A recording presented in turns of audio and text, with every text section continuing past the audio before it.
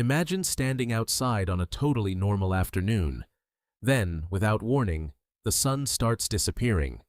No phone to check, no scientist to call.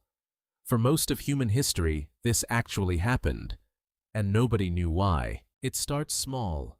The light dims, shadows sharpen and stretch, birds stop singing.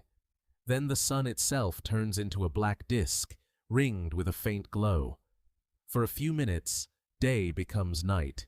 Chinese records over 3,000 years old describe this as a dragon eating the sun. The fix was simple: make as much noise as you possibly could. Drums, pots, pans, anything, to scare the dragon into spitting the sun back out. And it always worked, because the eclipse always ended anyway. In ancient China, predicting eclipses wasn't just science, it was survival. Legend says two royal astronomers, Hai and Ho, failed to warn the emperor of an eclipse because they were too drunk to notice the sky. For that mistake, they were executed. Across the world, Norse legends told a different story. Two giant wolves, Skal and Hati, chased the sun and moon across the sky.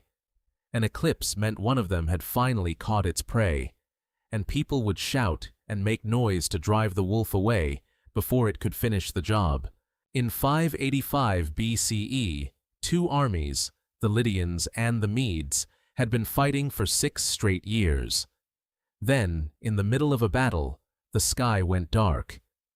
Both sides took it as a sign from the gods, dropped their weapons on the spot, and signed a peace treaty before the sun even came back.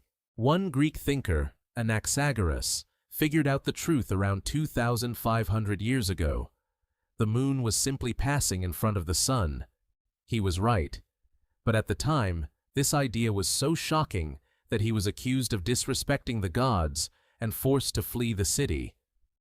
In 413 BCE, an Athenian army was trying to retreat from a losing battle in Sicily.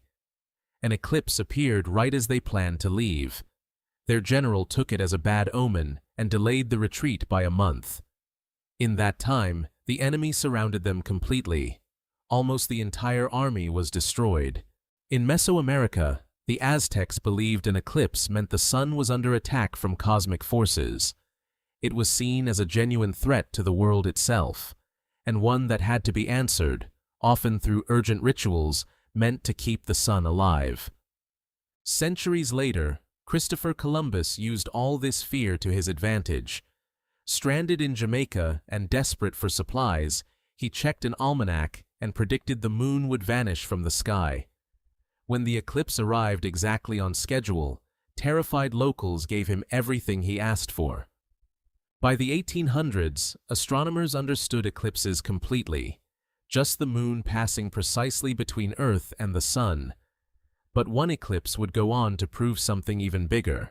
In 1919, scientists used a total eclipse to test Einstein's brand new theory of relativity, measuring whether starlight actually bent around the sun's gravity. It did, exactly as predicted. That one eclipse turned Einstein into a household name overnight. Today, people fly across the entire planet just to stand in the shadow of the moon for a few minutes. What once meant panic and sacrifice now means wonder.